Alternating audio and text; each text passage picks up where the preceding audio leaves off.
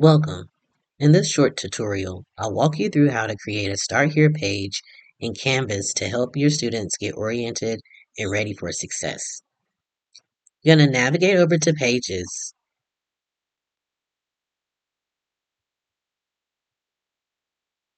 You're going to click View All Pages, then click the Plus Page button at the top right corner.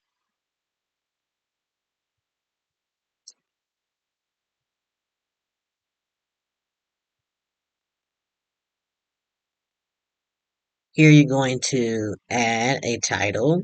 It could be Start Here.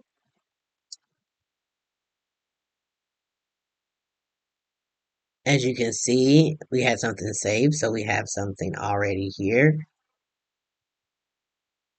You can add any other text or any visuals. You want a format for readability. Of course, use your paragraph heading, size, font.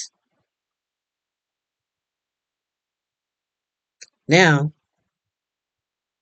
what you want to do is go all the way down at the bottom and you want to save and publish. And that's it. You created a clear Welcome Start Here page.